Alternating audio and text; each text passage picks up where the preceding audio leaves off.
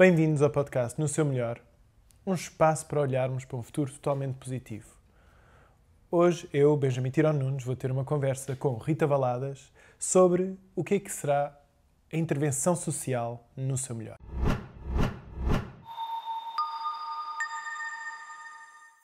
Bem-vindos. Estamos aqui hoje a falar com Rita Valadas, uma pessoa que já está há muito tempo a debruçar-se sobre estes temas de apoio às pessoas mais vulneráveis e também de o que é que nós podemos fazer na sociedade para estarmos mais interdependentes e melhores. Acho que para mim é um espectro que se abre, podemos divagar por qualquer lado, mas para começar um bocado, queria-te perguntar como é que tu vieste a estes temas e, se calhar mais interessante, como é que tens estado nestes temas nos últimos vários anos? Que pergunta mais difícil. Não, é porque os temas variam na vida das pessoas à medida que nós vamos trabalhando sobre ou paralelamente com eles. Portanto, realmente eu não posso dizer quando é que comecei, porque isto é uma questão de crescimento, as coisas desenvolvem-se cada vez que nós temos uma nova preocupação, conhecemos um novo problema, nos defrontamos com uma necessidade de dar uma nova resposta, todos os temas se vão alargando a partir daí. Não é nada que se possa escrever numa sebenta com um título e umas linhas que servem para sempre. Na intervenção social nada serve para sempre e Sim. Na intervenção com pessoas nada é para sempre, nem na nossa própria vida. Ora, se a nossa própria vida não é sempre passível de ser escrita antes de ser vivida, só depois é que isso pode acontecer, muito menos posso prever o que é a melhor maneira, ou o que é que cada pessoa precisa e qual Sim. É a melhor maneira de agir com ela. E pior que isso é aquilo que hoje é verdade pode não ser amanhã. Sim. Então, com esses fluxos todos, qual é que tem sido o teu percurso nesta área de, diremos, intervenção social? Bem, eu estou na intervenção social desde que fiz a minha licenciatura em Política Social e eu comecei a trabalhar ao abrigo do Plano de Emergência para a Península de Setúbal num tempo em que era gritante a situação difícil que a Península de Setúbal existia. Muito provavelmente hoje será até difícil perceber o que é que aconteceu, mas nessa altura havia muito desemprego. Setúbal, que tinha um nível de vida bastante interessante, de repente começou a ver negócios fecharem e isto fez com que então a governadora civil do distrito chamasse a atenção e foi criado um programa que se chamava Plano de Emergência para a Península de Setúbal. E foi assim que eu comecei. E também foi assim que eu comecei a achar que nem todas as respostas já estavam escritas como se nós tivéssemos uma sebenta onde podíamos ir buscar todas as respostas para a intervenção. Seria mais fácil, sim. Era mais fácil, mas certamente menos útil. O que acontece é que nós em Setúbal não havia essa realidade social. Socialmente, a vida tinha mudado muito.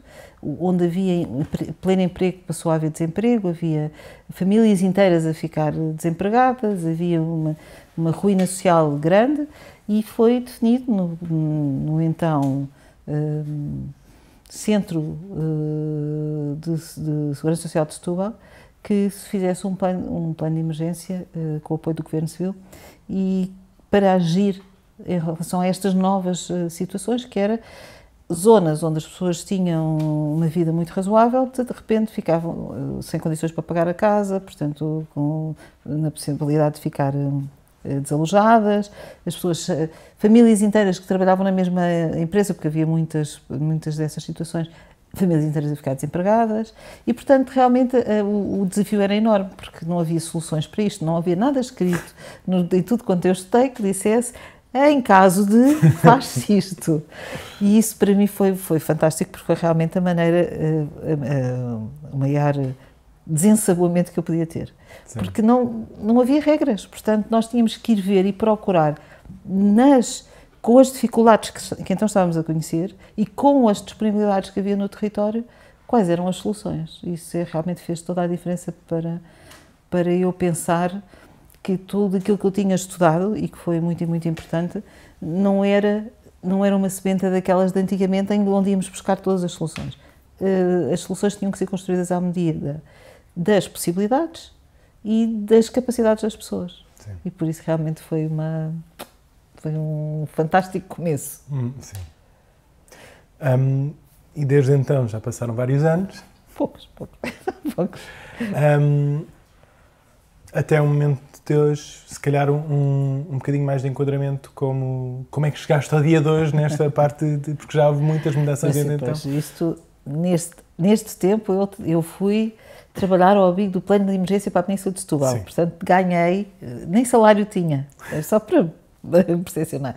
Porque nessa altura o próprio Estado teve que criar sistemas para conseguir ter técnicos a trabalhar com estes problemas sem ter inscrito no programa a verba. Portanto, eu realmente comecei em Setúbal, ao abrigo do plano de emergência para a Península de Setúbal, e caminhei por todas as valências de intervenção social, essencialmente na Santa Casa da Misericórdia de Lisboa,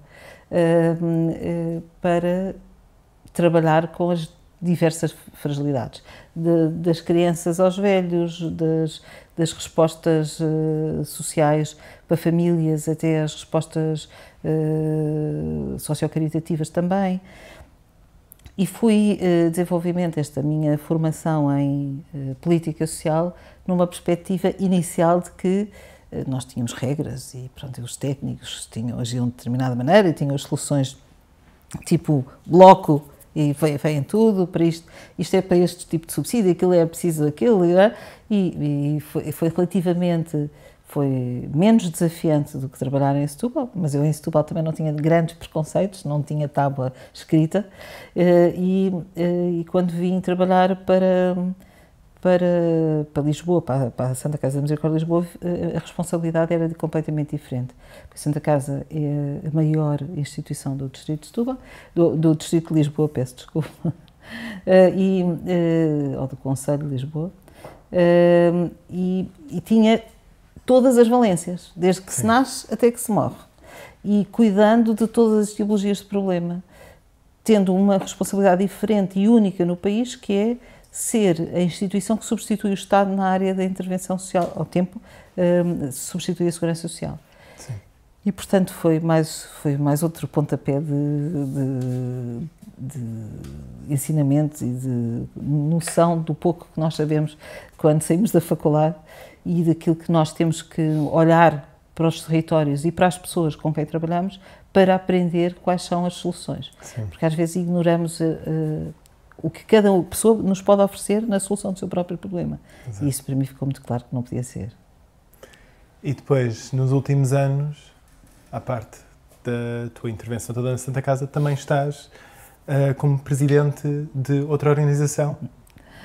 Pois eu viajei por várias instituições, de várias áreas, do mais sociocaritativo, mais resposta social, e tenho este desafio de ser, ou de estar, presidente da Cáritas Portuguesa, no cumprimento de uma missão que é completamente diferente. Sim. Estamos a falar do grupo de instituições que trabalha as emergências sociais e o sociocaritativo.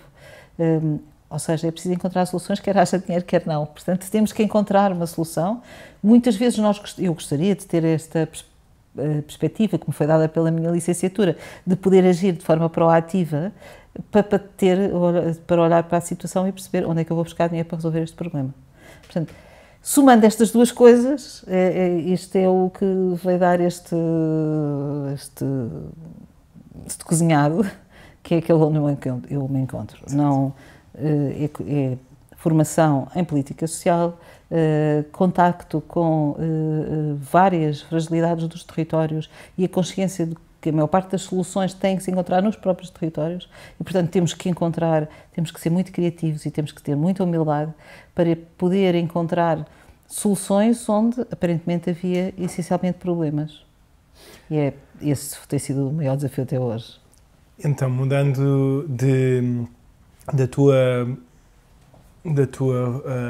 o teu fluxo de vida para onde estamos agora, queria perceber um bocadinho de como é que então, neste momento, vamos buscar essas soluções? Qual é que é a mentalidade ou a prática de buscar soluções para os problemas que enfrentamos do lado de intervenção social neste momento?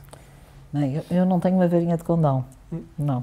Seria preciso, quer dizer, eu diria que a varinha de condão seria a solução ideal, sim, porque nós não conseguimos encontrar as soluções para hoje com aquilo que resolvemos ontem. O desafio sempre foi, nos últimos anos, enorme e depois da pandemia, maior ainda. Portanto, aquilo que nos... E a pandemia em si foi uma coisa que, mesmo que há muito tempo, já desde os anos 2000, há muitos cientistas a dizer provavelmente vai haver uma pandemia em qualquer momento, devíamos estar com alguns olhos a prevenir isso, etc, etc. Mas foi uma situação que tudo mudou, sim, em várias maneiras. Foi não só tudo e muito rápido. O problema é que nós que tínhamos construído respostas com olhar na proximidade, entendendo que se estivéssemos mais próximo conseguimos resolver melhor os problemas e isso valia tanto para o técnico como para o sócio-caritativo. Claro. De repente temos esta evidência. Tu não te podes fazer próxima, tu tens que estar distante e ainda assim tens que arranjar métodos e técnicas para desenvolver soluções que protejam as pessoas mais vulneráveis. Porque eles vão lá estar, vão estar ainda pior, porque não têm, ninguém se pode fazer próxima deles e eles não têm as ferramentas na mão. Portanto, realmente, eu diria que se eu pensasse no que é um problema que foi um grande veículo de ensino, eu estaria a falar da pandemia. Eu, nessa altura, tinha à minha responsabilidade a gestão de uma resposta de idosos, um lar de idosos, que, como deve imaginar, é uma coisa extremamente difícil quando nós dizemos aos idosos, alguns com demência, que não podem receber visitas das famílias, que estão longe, que os cuidadores vivem com medo, têm medo de levar doença para casa e têm medo de trazer doença da casa e, portanto, e depois também dizer que tínhamos que arranjar estratégias para proteger o mais possível, cuidando o melhor possível. E neste mar de medos que foi esse tempo. Porque esse tempo foi realmente extraordinariamente difícil, muito desafiante e cada dia em que nós conseguimos vencer sem ter uma pessoa infectada era uma festa. Eu nessa resposta, quando eu estive a dirigi-la em tempos de pandemia, nós conseguimos passar a primeira parte sem que nenhum idoso falecesse. Mas tivemos muitas pessoas doentes, o que significa que tínhamos que encontrar estratégias todos os dias novas, todos os dias de manhã, e eu estava a ver quem é que vinha, quem é que não vinha, quem é que podia cuidar, como é que nós íamos fazer o almoço, como é que íamos fazer o jantar, quem é que cuidava do quê, ia recompor todas as equipas. Dividimos o lar em dois para poder não fazer infecção cruzada lá dentro, que é para evitar que pelo menos se uma área se infectasse, a outra não se infectava, e conseguimos na primeira fase. Na segunda fase, quando entrou e não nos quiseram muito ouvir, nós tivemos uma infecção que morreu muita gente e que teve muita gente infectada. E isso é uma evidência da nossa incapacidade brutal. Eu ainda hoje vivo mal com isso, não é? Mas, embora consciente que só havia uma coisa que se eu tivesse conseguido, podia ter protegido algumas pessoas, mas eu não sei durante quanto tempo. Sim. Porque as pessoas iam para casa. Eu tive pessoas, funcionários do lar, que ficaram infectadas, mas como não estavam muito com uma evidência de sintomas, aceitaram ficar a trabalhar doentes com as pessoas doentes.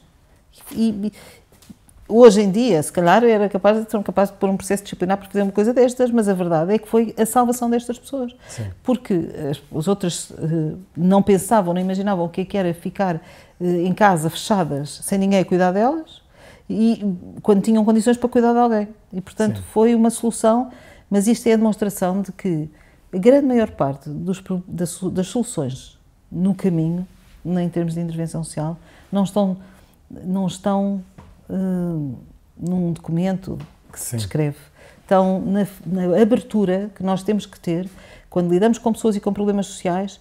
Não podemos ter preconceitos, não há preconceitos nenhuns do tipo. Sim. Não podemos achar que estes são os problemas e que estas são as soluções. Era fácil demais. Vêm sempre novos problemas, muito facilmente ao de cima. Isto também traz-me um bocado ao pensamento de este balanço entre, especialmente no tempo da pandemia, era muito viver do dia-a-dia à urgência, porque era uma coisa de não sabemos o que é que isto é até, pelo primeiro ano, não sabíamos como tratar, estávamos a adivinhar um bocado, pouco a pouco, e estávamos a tentar descobrir o que é que podíamos fazer. E em cima disso, quando estavam coisas a acontecer, era responder com o que é que temos, quando temos, e faz muito também pensar, sim, na pandemia era uma situação muito específica, que isso era a vivência do dia-a-dia para 2 anos, basicamente. Mas um bocado também, a meu perceber de fora, na intervenção social há muita facilidade de entrar um bocado nesta maneira de olhar para as coisas, de isto tem de ser muito vivido dia-a-dia. Então, qual é que é o balanço que se pode ter, porque eu sei que não é fácil, entre prevenção e com este lado também de viver do dia-a-dia de urgência, porque também na vivência de pessoas no dia-a-dia, o mais que nós estamos neste lado de ter de acudar às nossas urgências dia-a-dia, o menos conseguimos olhar para o grande plano. Então, um bocado de como é que se cria algum balanço aqui quando este lado da urgência vai sempre puxar mais forte, porque se alguma coisa acontecer, ainda até é mais importante do que olhar para o grande plano. Isso é a pergunta do $1 milhão. Eu acho que toda a gente gostaria de ter a resposta a isso. Eu só posso dizer aquilo que tem sido o meu esforço. Sim. Eu acredito que nós temos... nós não podemos viver em emergência para sempre, porque isso significa que nós não vamos evoluir. Se nós nos abafamos em emergência, acabamos, naturalmente, por cuidar das emergências, mas não conseguimos mudar, encontrar novos trunfos, novas soluções. E por isso aquilo que eu acho que foi mais importante foi, depois da primeira fase de emergência, porque naturalmente quando é a primeira fase de emergência é saúde, saúde, vida, vida, e não há mais que isso, mas depois temos que encontrar tempo para perceber quais foram as lições que nós tirámos que podemos incorporar para o futuro e quais são as coisas que ficaram a faltar porque nós tivemos a viver em emergência e o que é que nós vamos poder fazer para o futuro. E nunca podemos descansar enquanto estivermos neste processo. E este processo é, em termos de intervenção social, permanente. Sim. No dia em que eu sentir que estou descansada com alguma coisa, é alguma coisa que eu não estou a ver. Porque a intervenção social é isto. A intervenção social é agir sobre os territórios e as pessoas de acordo com as suas próprias necessidades, considerando os recursos que temos e o bem-estar que nós queremos que as pessoas tenham. E sabendo que não há nem soluções perfeitas, nem pessoas perfeitas. Aceitar que os nossos erros fazem parte do caminho, porque naturalmente vamos fazer muitas asneiras. Sim. Mas sem ousar, não se consegue melhorar. Sim. E para mim a palavra ousar é uma palavra que eu tenho aqui atrás sempre, que é para não me esquecer que por muito estafada que eu esteja por causa da situação em que estou, não posso deixar de ousar. E olhar para, se calhar, até há coisas que me podiam exigir menos energia e para melhorar os problemas, as soluções, encontrar novos dons, novos trunfos. E eu acho que isso para mim é a minha maior aprendizagem. Por muito que eu sinta que já não dá mais, há sempre um tempinho que eu tenho que guardar para o que é que eu fazia se eu tivesse. E depois, claro, como foi entusiasmar com isso e pensar um bocadinho no assunto. Exato.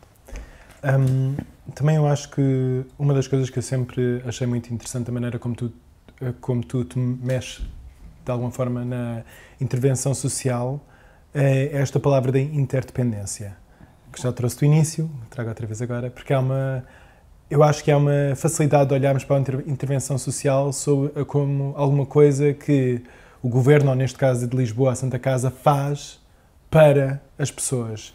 E há uma facilidade de olhar de cima a baixo, é a minha responsabilidade tomar conta de ti. E sim, a cara está perfeita. Mas um bocado também para... Estás descansado, não estás obrigado a tomar conta de mim. Não, mas para desmistificar, como é que se consegue a intervenção social também mudar esse paradigma um bocado? Como é que se consegue não ser... É a minha responsabilidade trazer todas as propostas, todas as soluções para os teus problemas que tu estás a sentir, porque eu sou a instituição e tu és o pobrezinho.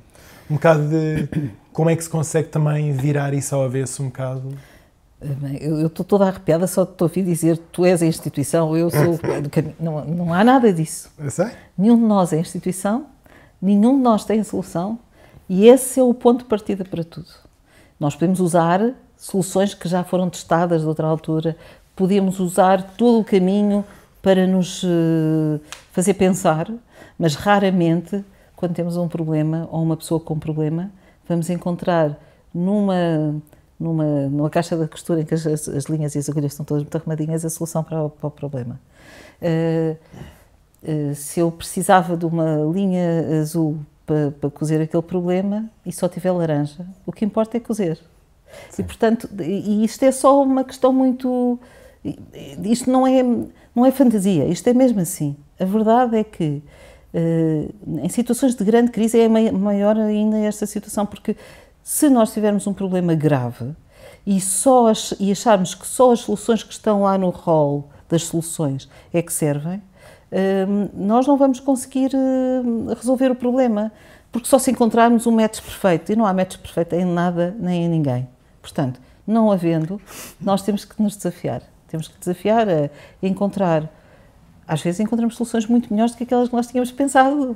Portanto, nisto também há esta hipótese, o crescimento da resposta, o crescimento das pessoas e o crescimento das comunidades também está exatamente em afrontar as dificuldades. Se nós nos confortarmos com as dificuldades, vamos claramente deprimir e ficar sem solução, sem ação, sem energia. E isso não... É talvez aquilo que me traz assim hoje para lá dos 60, já posso dizer que eu acho que, eu não tenho a certeza de nada, mas acho muitas coisas. E isso significa que eu posso ousar pôr em cima da mesa soluções que muito provavelmente quem não tem tanta experiência não se atreve. E atrever é uma palavra que é muito importante em intervenção quando nós não sabemos qual é a solução. Porque uma coisa é ter uma doença e saber que aquele remédio cura aquela doença. Outra coisa é ter um problema social. Sim. Não há receitas assim. E se nós pusermos em utilização o rol das receitas com o rol dos problemas, vamos certamente, até possivelmente, encontrar uma solução, mas não é a melhor. Sim. Isso é o desafio maior. O desafio maior é desafiar-nos sempre a encontrar uma solução para além daquilo que nos aparece como é óbvio. Eu costumo dizer, é melhor, isto é a ideia que me vem primeiro, mas vamos partir do pressuposto que esta é errada. Vamos lá ver qual é a outra.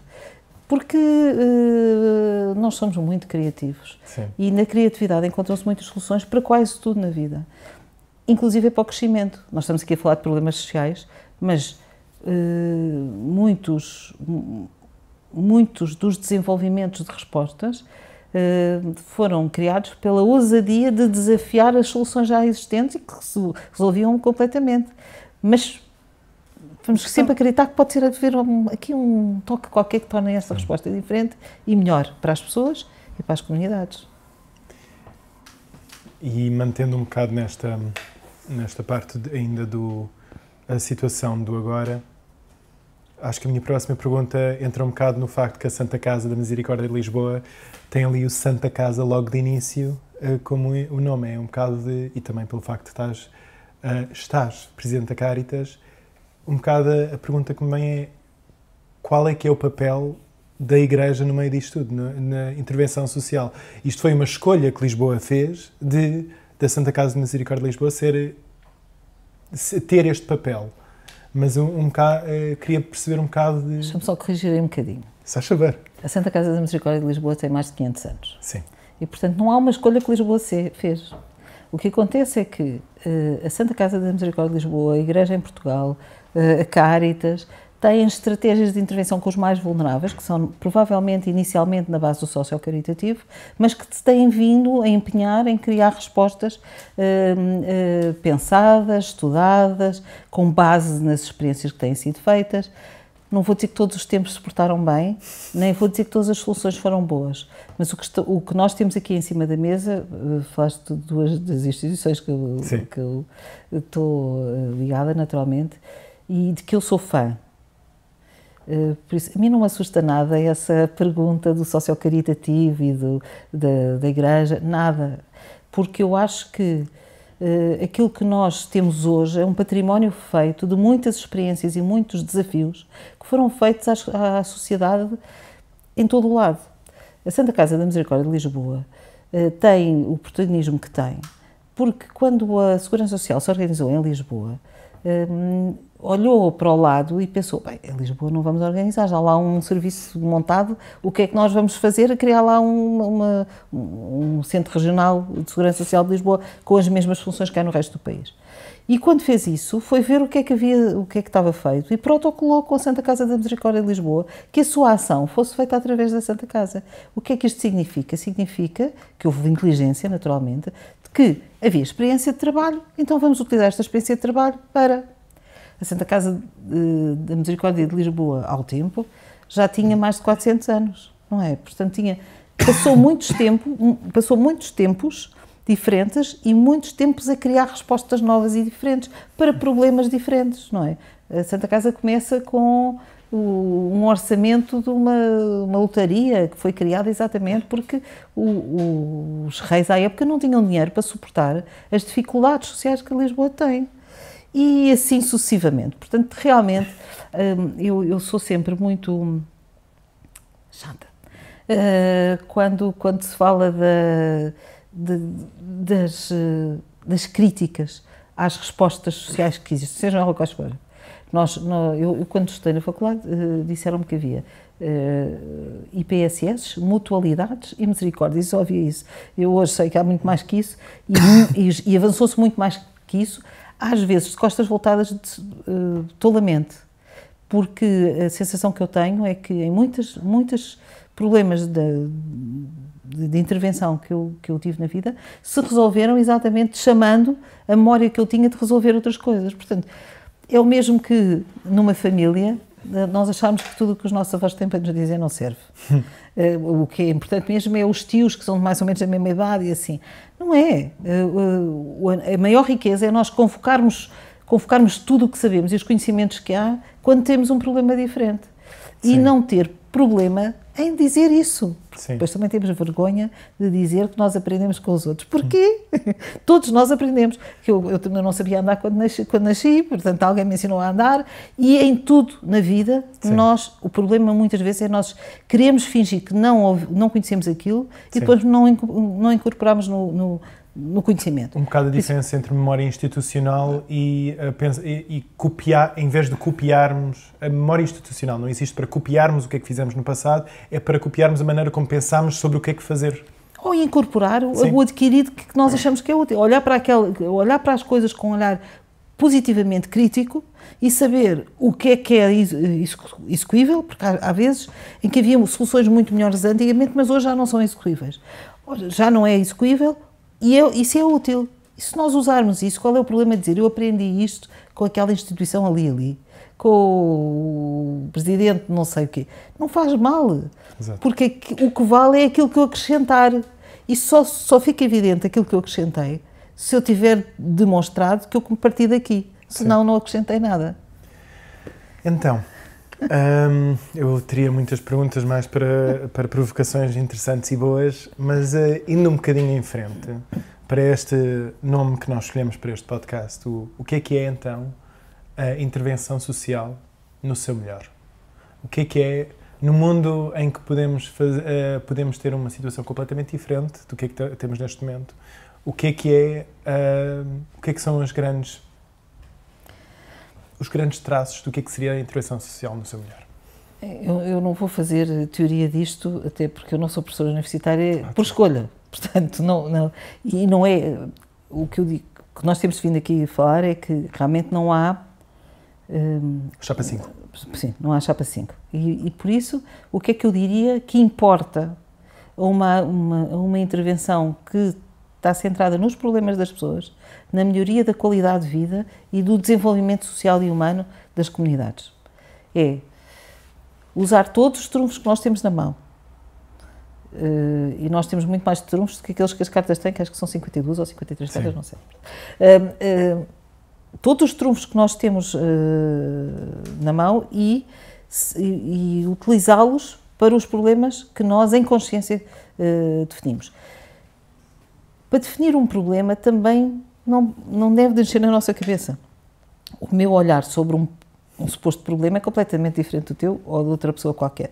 E nós devemos usar isso como positivo. Se eu conseguir juntar várias achegas, uma da discussão nasce à luz, dizem os nossos filósofos, mas não é dizer por dizer. De facto é assim. Nós conseguimos ir mais longe no pensamento se nós conseguirmos pôr em cima da mesa tudo o que são os adquiridos de conhecimento e as nossas dúvidas de ação. E é muito bom ter uma matriz, um código de ética e um código de conhecimento. Eu não estou aqui a fazer um apanágio de tudo aquilo que já se falou e já fez não presta. Não, antes pelo contrário. O que eu acho é que nós devemos ser perseguidores de todo o conhecimento existente e muito atentos à realidade social. Sim. Mas uma realidade social despida. Não é uma realidade social feita dentro dos nossos preconceitos. Nessa realidade social pode haver, se juntarmos as duas coisas, talvez a gente consiga encontrar uns dons e uns tijolinhos para construir a casa da solução que nós queremos. E eu acredito neste momento, e devo dizer que nos últimos anos eu tenho sido muito desafiada em relação aos meus preconceitos de intervenção social, porque exatamente a pandemia, como outras realidades da vida, nos ensinam que nós precisamos ter dúvidas para encontrar soluções. Portanto, não há nenhuma solução que apareça quando não houve uma dúvida. A ausência de dúvida já significa que está qualquer coisa mal. Sim. E, portanto, o que importa é encontrar caminhos e dúvidas. E depois fazer a relação perfeita. Sim, de alguma forma também no meio disto tudo está... provavelmente, no seu melhor, temos de ter mais aceitação dos falhanços. Porque humildade. Humildade. Aceitação de falhanços também na forma de... Sim, mas em consciência. Aceitar os falhanços é tomar consciência desses falhanços e dos bons e maus que eles têm. Sim, não? E não é fazer tudo, não é ousar ou arriscar sem pensamento, não é arriscar sem consideração. Sim, com consciência, mas arriscar porque senão bom que chegue não chega aonde nós precisamos de ir na maioria das vezes. Sim, e usar como degraus para a nossa escada. Tudo aquilo que nós passamos são degraus que nós podemos ter que voltar a subir ou voltar a descer. Se nós tivermos consciência de que eles usamos, podemos utilizá-los, senão não damos. Sim. Desculpa, estava aqui um bocado. Então, continuando no seu melhor, nesta versão e neste pensamento, o que é que seria uma intervenção social no seu melhor? Acho que também este lado de desenvolvimento comunitário. O que é que quer dizer um apoio social, uma intervenção social que tenha um lado comunitário? Porque eu acho que vê-se muito intervenção social como uma coisa que fazes com um tipo de pessoa, tipologias diferentes, mas com um lado comunitário, como é que é? Qual é que é a diferença? Qual é que são as parecenças? O que é que podia ser, no seu melhor, esta intervenção comunitária, de alguma forma? Isso é muito interessante porque quando nós estudamos, aprendemos que há 3 métodos para trabalhar em serviço social. Serviço social de indivíduos, grupos e comunidades. E eu, mais uma vez, voltando ao passado, ou àquilo que eu aprendi na faculdade, digo, está quase tudo dito aqui. Porque o que é que acontece? Há soluções, há problemas na sociedade que nós conseguimos só resolver se resolvermos o interface com uma pessoa que está com um problema. Há situações que nós podemos extrapolar isto e aquilo que resolve o problema de uma pessoa resolve um problema de um grupo. E há problemas, que é o ouro sobre azul.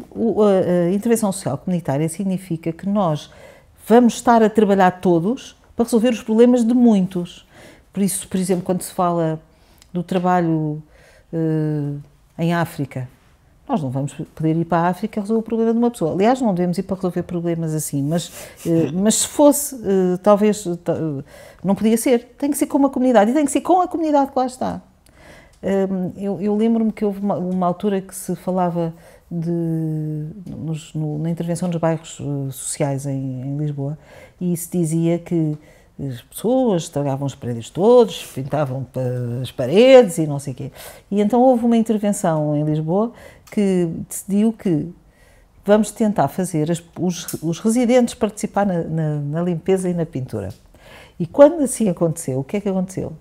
Deixaram de pintar. Pois claro, pois as pessoas participavam, ninguém quer estragar o trabalho que faz.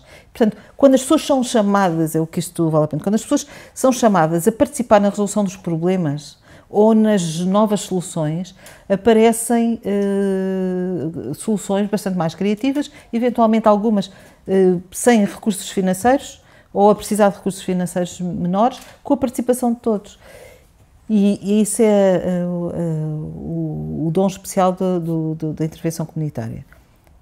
Normalmente as pessoas, quando são chamadas a olhar para a sua comunidade, perceber quais são os problemas e de que forma é que podiam participar, vão, para já sair soluções que nunca passariam, nem poderiam passar pela cabeça de uma instituição ou de uma câmara, ou não podiam, até porque não poderiam interferir na vida deles, mas eles vêm e trazem gratuitamente aquilo que é eventualmente a melhor solução para aquela comunidade.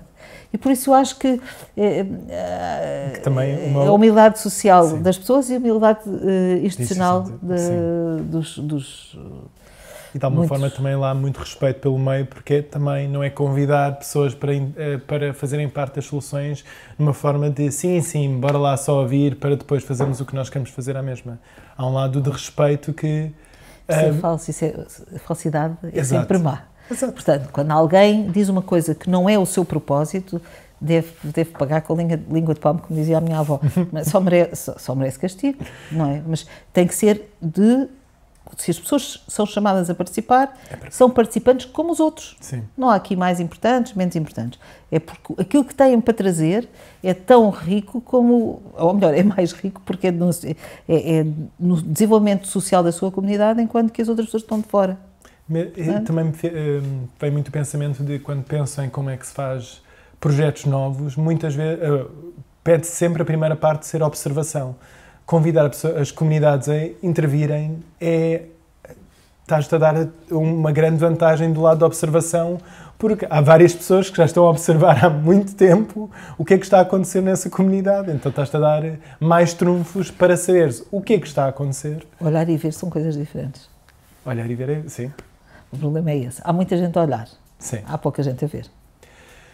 Eu acho que nós observamos mais do que pensamos que observamos, mas depois não fazemos. Como é que conseguimos depois trazer isso das pessoas também, porque há muita observação feita sem notar que é importante ser partilhada, porque há muitas coisas que nós damos por dito, que não são ditas. Fazer observação sem incorporar na solução é fazer voyeurismo, não parece que seja uma grande qualidade. Pois, verdade também. E eu acho que também, como já falámos um bocado do papel da Igreja no meio disto tudo, qual é que é o papel da Igreja no seu melhor? A Igreja tem assumido muitos papéis diferentes e certamente isso faz parte da matriz importante da Igreja, é ter papéis diferentes conforme os territórios diferentes e conforme os problemas que se põem. Eu que estou Presidente da Cáritas neste momento, devo dizer que quando falo da Cáritas costumo dizer que a Cáritas desenvolve respostas sociais no todo o espectro da resposta social. Não é uma única quando eu digo isto em relação à Caritas, é porquê? Porque a Caritas, quando começou a desenvolver a sua realidade, o seu desenvolvimento social, foi olhando para os problemas que havia nos seus territórios que não tinham outros promotores. E em muitas situações descontinuou a intervenção feita por si se houvesse outros promotores. E por isso, quando se fala da Caritas em Portugal, eu sou incapaz de dizer o que é que a Caritas faz, porque eu tinha que falar de todas as respostas sociais, porque num sítios são umas respostas, noutros são as outras, que têm a ver com o seu território. E isso é muito importante. Sim. Porquê? Porque não há nenhuma instituição com a capilaridade da Caritas. A Caritas está em cada igreja do bairro e ninguém se consegue lá chegar. Por isso, não temos, quando nós falamos na intervenção técnica, científica, seja o que for, estamos a olhar para um problema. Quando falamos da intervenção da Caritas nos territórios, estamos a falar para uma pessoa. E, portanto, não é a mesma coisa, nem é concorrencial. O que é certo é que há problemas que só se resolvem quando se olha para uma pessoa e há problemas que só se resolvem quando se olha para uma comunidade. Sim. E nós não devíamos concorrer para fazer essas coisas, devíamos usar os dons e os saberes para fazer em cada território o que é necessário em cada território. E também nisso, provavelmente há territórios diferentes onde uma Caritas ou uma Santa Casa ou o município ou a freguesia são as organizações que têm mais capacidade de dar resposta a questões diferentes do território. Então também é um bocado há um balanço a ser feito também conhecendo o território. Isso não é mau, se não houver desequilíbrio entre a participação desses vários. O problema é quando a participação é feita não ao mesmo nível, mas de baixo para cima, seja o abaixo e o acima, o que for. Não, quando há alguém que sente que aquilo que tem para dar é dado de cima para baixo, é difícil construir comunidade, não é possível. Então, neste lado ainda de situação perfeita, porque perfeito não existe. Vamos tentar sempre fazer o nosso melhor, mas não quer dizer que cheguemos alguma vez a uma coisa perfeita. Mas olhar ainda para este lado de o que é que podemos fazer, o que é que conseguimos fazer. Então eu acho que essa seria a última pergunta para mim, era o que é que neste momento não se está a fazer que poderíamos fazer para termos uma melhor intervenção social? Outra de $1 milhão, por exemplo. Saía daqui rico. Coisinhas. Não há, se houvesse muito identificados, eu não sei dizer, não sei responder isso, posso dar uns toques, mas não sei dizer isso até porque depende da comunidade, da doença que a comunidade padece e dos recursos que cada comunidade tem. Sim. É porque isso tudo deve vir para cima para a solução. E também não ignorar a história, porque não é dizer, agora vamos fazer isto, e isto é completamente contra aquilo que se vinha a fazer. Por exemplo, todas as pessoas, em todas as aldeias, havia interesse em ter uma coisa tipo mercearia. E de repente vem uma norma geral que diz, acabam-se com as mercearias, agora é tudo hipermercados. Ficam mais longe. Pois, e essa é a solução. E chega-se lá e fecham-se as mercearias e vai-se para o hipermercado. A quem é que isto melhorou? Eu não faço ideia a quem. Certamente alguns estudiosos devem andar a fazer estudos sobre o assunto. Os hipermercados provavelmente não. Pois, mas é que normalmente é da mistura inteligente e consciente dos territórios que saem as melhores soluções. Não é mudar tudo em todos os territórios da mesma maneira como se nós fôssemos todos soldados do mesmo batalhão. Então, uma pergunta se calhar mais acertada, mais para o lado de qual é que é um problema de intervenção social que temos neste momento que ainda não temos a solução e que ainda estamos a tentar perceber como... Nós não sabemos agora, mais ainda do que há alguns tempos atrás, o que fazer com as pessoas sem abrigo. Nós já tivemos tempos em que conhecíamos as pessoas sem abrigo, pelo menos conhecíamos e sabíamos onde elas estão, e agora não sabemos onde é que estão, quem são, para onde querem ir e qual é o sonho. Porque as pessoas que vêm para um outro país devem vir com um propósito e um sonho. E se vierem com esse propósito e o sonho, parece relativamente fácil tentar encontrar o espaço do sonho. Como não é isso que está, se recebem as pessoas todas sem se estar a ver sequer que condições têm para viver, isto não tem visão estratégica nenhuma, isto não serve para ninguém. Por isso, nós estamos neste momento, o que eu sinto é que nós estamos neste momento numa situação que torna muito difícil, por exemplo, à Caritas sair do socio-caritativo.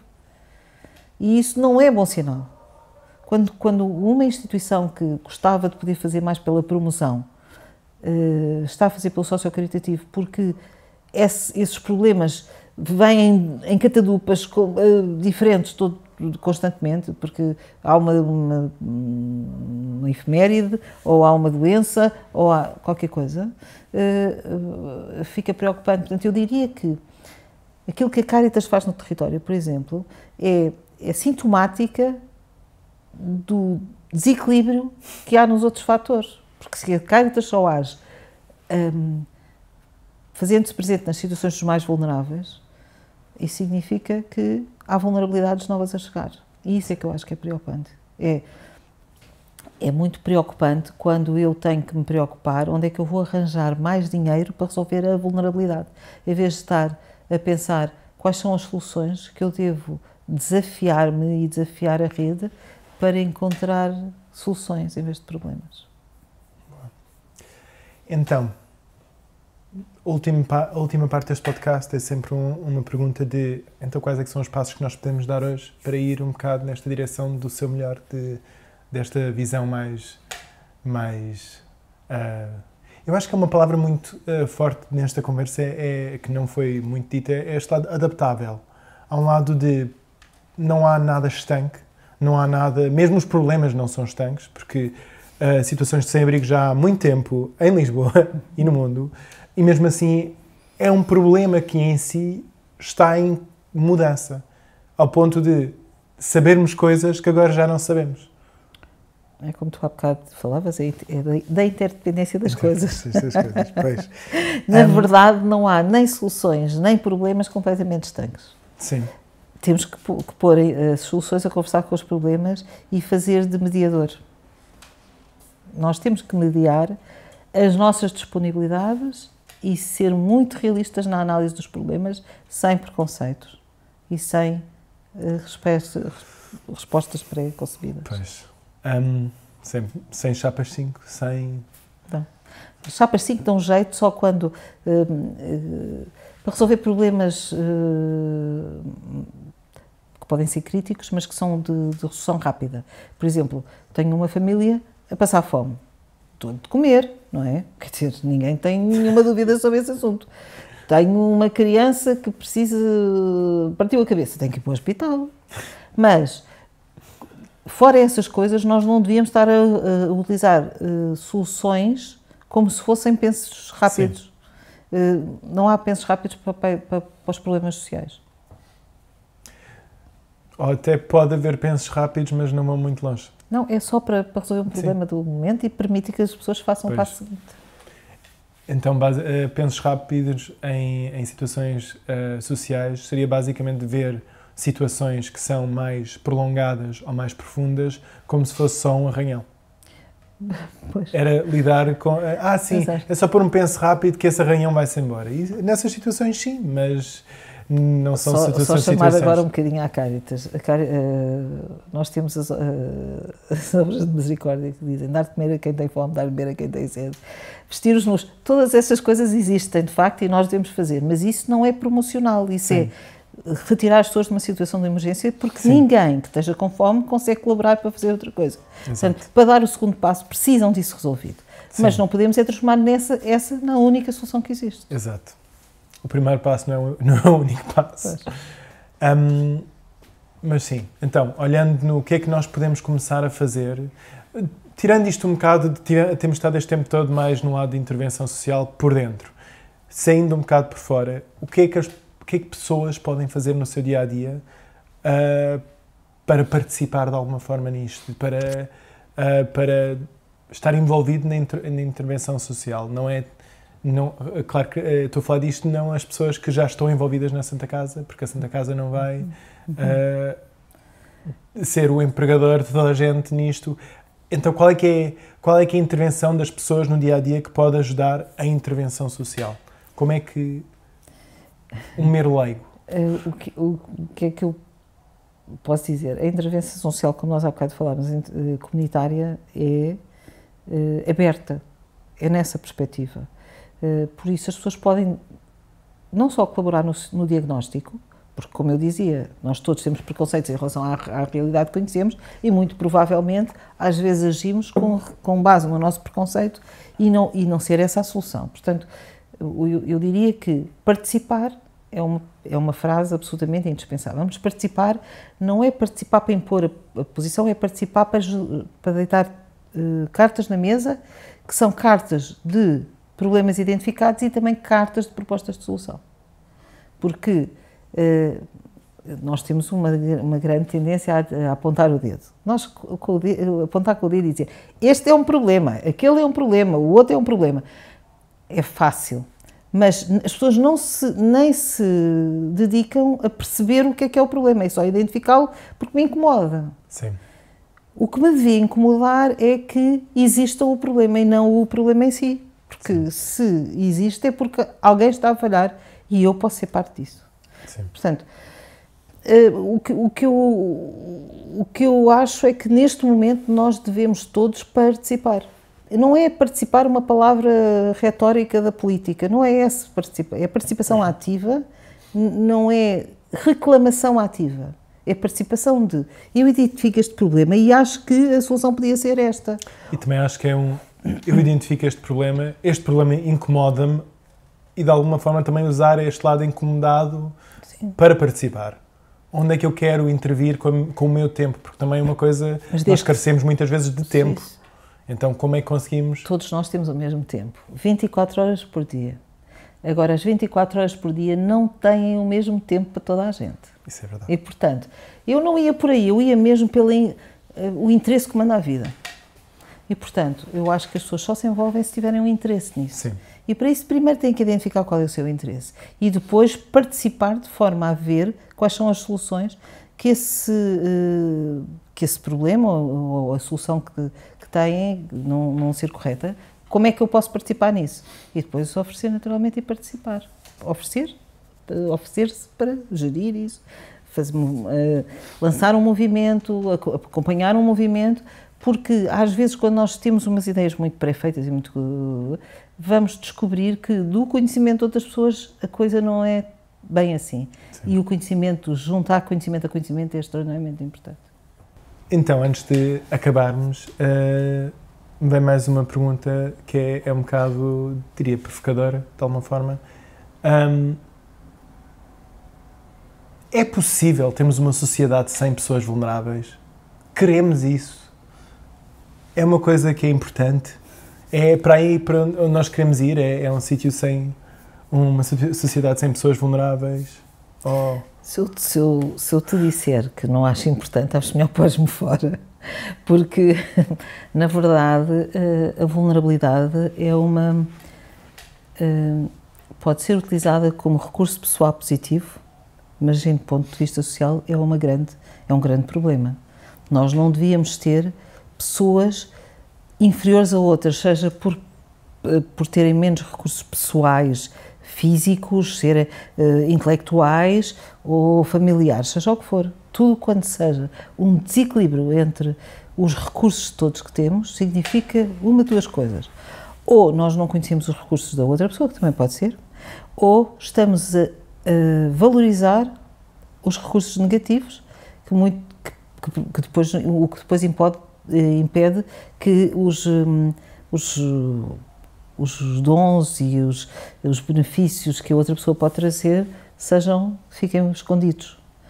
Eu acho que eu adorava poder dizer que acredito que nós vamos conseguir resolver as vulnerabilidades, porque nós temos vulnerabilidades de vários tipos e há vulnerabilidades que nascem connosco, há vulnerabilidades que nos nascem do nosso crescimento e há vulnerabilidades sociais e há vulnerabilidades sociais e políticas. O que eu gostava é que as pessoas pudessem ter igual oportunidade para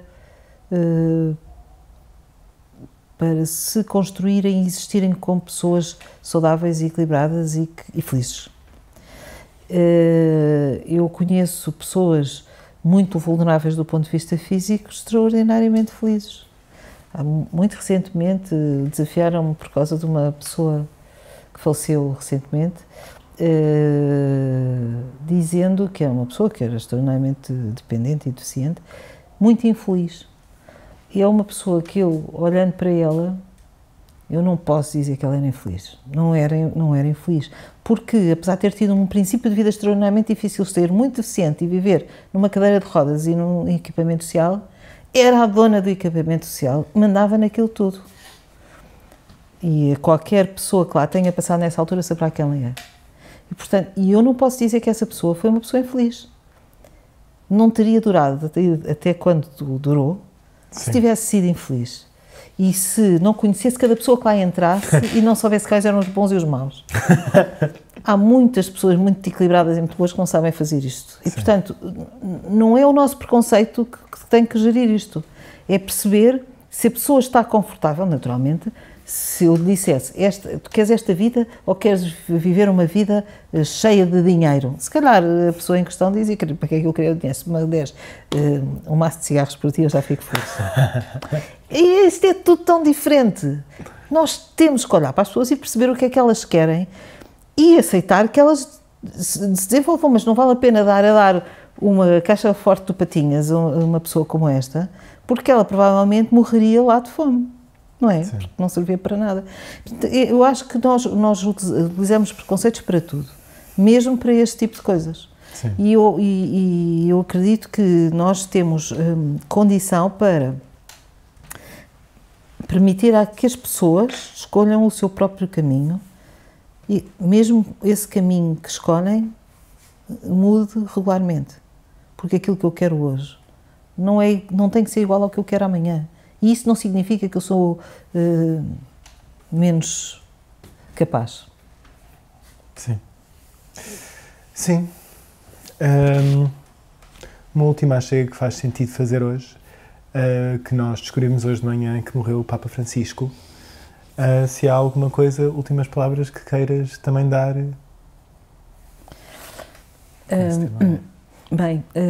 O Papa Francisco era uma pessoa completamente iluminada. Era uma pessoa com uma inteligência especial, que era capaz de falar das coisas mais complexas da maneira mais simples possível. E por isso eu diria que hoje é um dia muito difícil para fazer síntese sobre o que ele disse, mas eu aconselhava toda a gente a tentar, com os seus próprios olhos, conhecer as palavras e o entendimento do Papa Francisco. Porque aquilo que ele cria para o mundo é muito mais desafiante e mais importante do que aquilo que a maior parte das pessoas conhece sobre ele, e que eu não conheço tudo, mas o que eu sinto é que cada atitude dele tinha um princípio, que era um princípio de melhorar a qualidade de vida das pessoas e das sociedades e dos países e tudo.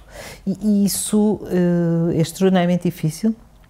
Eu acredito que ele terá sido muitas vezes o homem mais só do mundo, porque provavelmente não conseguia, não via o entendimento sobre as suas palavras ou consequências, mas ele disse coisas extraordinariamente desafiantes e por isso o meu desafio em relação a isso é: leiam Francisco, leiam, vejam, é fácil ler e depois também há coisas mais difíceis escritas por terceiros, mas leiam e percebam que há muitas pequenas dicas que ele deu durante a vida que nós podemos utilizar agora e certamente será por bem. E certamente também, outro tema que nós aproximamos muitas vezes hoje, certamente ele fez coisas erradas, falhou de vez em quando, porque ele também, tal como nós todos, somos humanos e também é esta parte de aceitação que ele não foi perfeito, ele fez o que conseguia, fez muita coisa boa e sim, eu acho que é ver com os nossos olhos, aceitar a pessoa que ele era e eu acho que isso também é uma boa maneira de olhar para o mundo mais e mais, é aceitarmos os falhanços que temos à nossa frente, não como a pior coisa que podia ter alguma vez acontecido, mas como mais um ponto na estrada. Tenho que te dizer, só por manifesto do momento, que eu tenho sempre muita dificuldade em falar de uma pessoa apontando-lhe os podres. E eu contra mim falo porque tenho muita dificuldade, não me julgaria sequer conhecedora o suficiente para falar sobre Francisco, exceto na inspiração que ele foi. Sim. E na inspiração para o debate, para o conhecimento, para o cuidado dos mais vulneráveis. E eu acho que qualquer um pode ver isso em Francisco. E eu acho que isso é o que vale a pena hoje. Verdade. E com isso, fechamos esta conversa. Muito obrigado, Rita, por estares connosco neste podcast. E sim. Boa sorte. Boa sorte. Muito obrigado.